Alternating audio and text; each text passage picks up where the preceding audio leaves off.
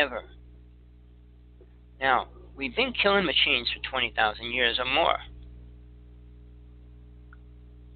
The Mayans, the Aztecs, I mean, you go through the tribal people that were supposed to be so spiritual or smart, were they?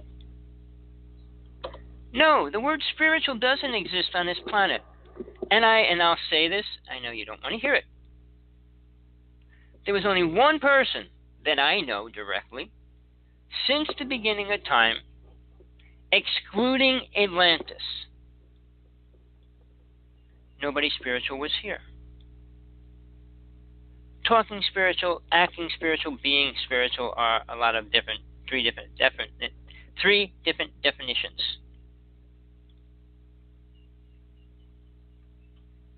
If you believe you're spiritual is one, saying you are spiritual is two, getting other people to believe it is three. But are any of them real? You get somebody to believe you're spiritual, no matter what you do.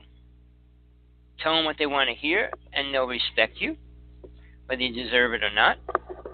Now, what goes on in the mind of a person off stage? And I can talk about that because I went through that experience. I don't say much of things or talk about things that I truly didn't experience or understand in any great detail by my own experiences in the physical or the astral or the psychic.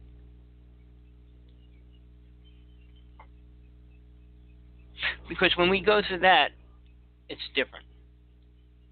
But in the physical, and we say we know something, we don't know much at all.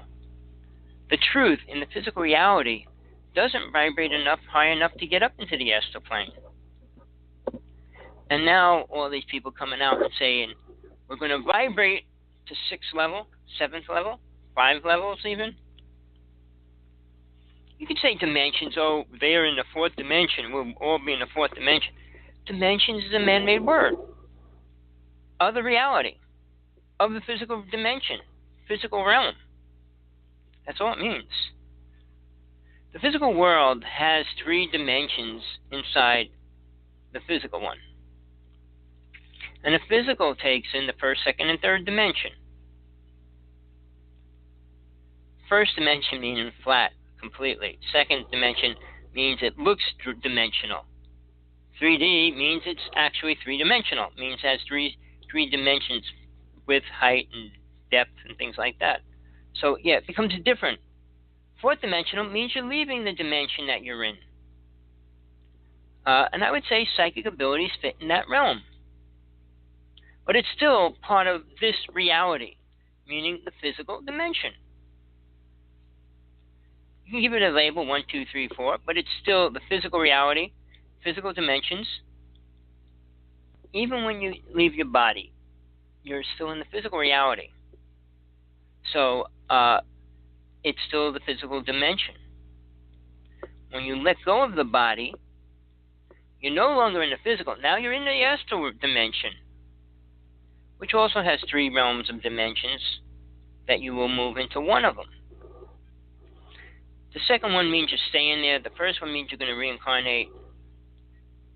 And the third one means you're leaving, going to the next dimension. You're working for that, and it will happen. So there's incredible things to learn about the inner worlds and death. Who taught any truth on that?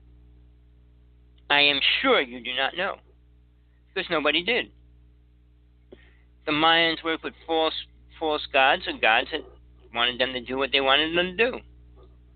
Sacrificing children was never anything spiritual, ever.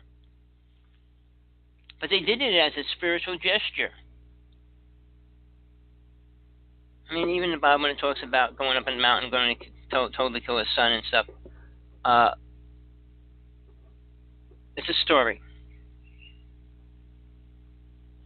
God doesn't need to do things like that. He doesn't.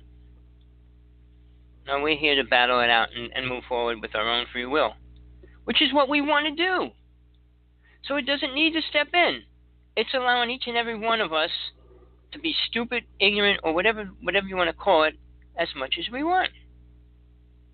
And until we learn the difference between that and truth, and reality of spirit and what soul really is, you're going to stay here. You're going to be a fool. You're going to be conned. You're going to be programmed. And you're going to believe it's whatever they tell you it's going to be. Sure, you can believe heaven is here and now. You can believe that. But I can't understand this disease within these people's brains that accept that. If you're in heaven right now, what kind of heaven is it? Tell me. Tell me what's good about your heaven. Name one thing. The air, the food, the sex. What? The way they abuse children, kill children? Tell me, is that your heaven? So, take those things away and go to heaven. What do you think you're going to get when you go to the astral plane when you die?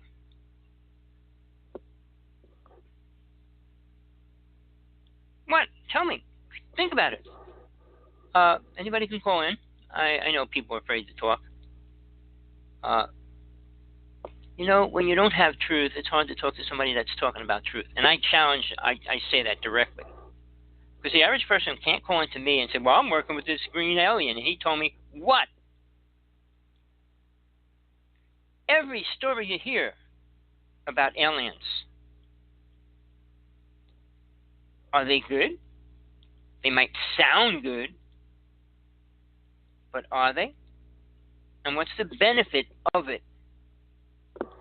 We need benefit of something if it's going to help us. Now, the only thing that they're repeating now, which happened years ago, they did shut down nuclear power plants just to show that they could. Don't you think at the same moment they could have just eliminated it all as well? But they didn't. So it's like giving a child a gun and say, I pull the gun away. It's not your gun. I'm giving it back to you. And you stick it back in the person's hand? What if they fired those nuclear weapons at a spaceship that was right above them, which they thought did it, which it probably was? Well, I don't want to get into the whole UFO thing right now. That's not my thing in the moment. But it's a real thought to think about. Who's controlling the world, why, and all those kind of things. How much do you think you're going to get out of life before you can die? How much? What do you want to get out of life before you die? What do you want to attain? What do you want to be? Rich, have your family have enough money, and it's a programmed idea. Because it has nothing at all to do with soul. Why is that?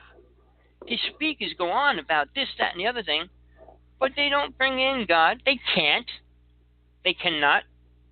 The conversation with God is a verbal conversation. Impossible. Impossible. It's called grand delusion. Now, talking to a spirit, possible, impossible, possible. Now, does every spirit have to know your language? I'm learning, probably not.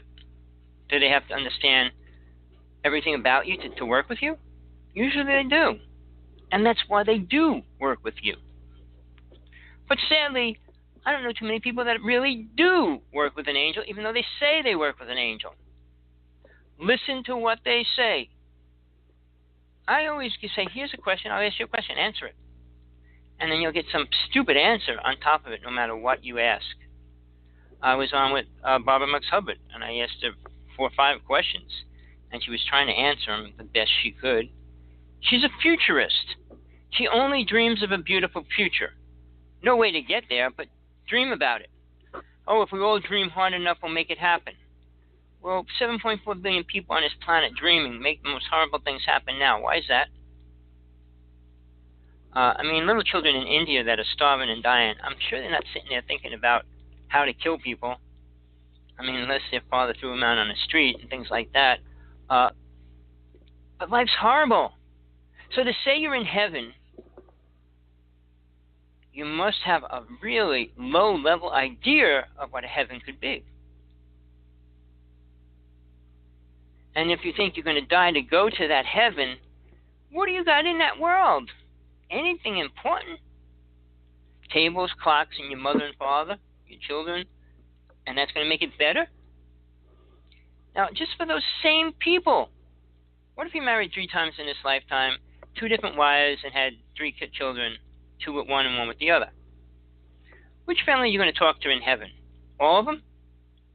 Because they died, they all have to be friends? Soul has its own life for infinity. Every soul does when it follows its own path. When you follow somebody else's path, it cuts that to being void, meaning you'll never attain it. It doesn't stop it from happening, but it'll keep you from searching for it. Now, you're going to spend the maximum time, 125 years, let's say 80 years, 50 years, trying to get to this point where you feel is right. When you die, your mother's going to be there, and your wife will be there right shortly after, however you want to look at it. And then what? You think God created Earth to be the silhouette for all lives, all dimensions, futuristic ideas, and all the things that we become? We become greater, not here on planet Earth. There is nobody on planet Earth right now, or it came out publicly, has the ability that someone like Jesus had. No one has a psychic ability at 100%. They're lucky if they have it at 5%. Because, healers will say, well, and you go to them and you didn't get healed. Well, I'm sorry. I know there's one lady, should I say her name? Star Ferentes. She charges incredible amounts of money to heal you. And if it doesn't work the first time, you can come back and she'll do it again. But that doesn't mean it's going to heal the problem. Healing comes from within, not without. I'm an example. I proved it to myself too many times. I'm not going to go into all of them because some of them aren't very good. But I went through them. So to assume that certain things produce other things is a lie. Do this, and this, and this has to happen. Well, in chemistry, you mix 2 chemicals together, they become one reaction. But does that prove anything about spirit, God? No. Well, we all were created. The body's created. Yes. If man was able to create soul itself, it would be a lot closer to God. But it would only be a lower soul of the lower worlds.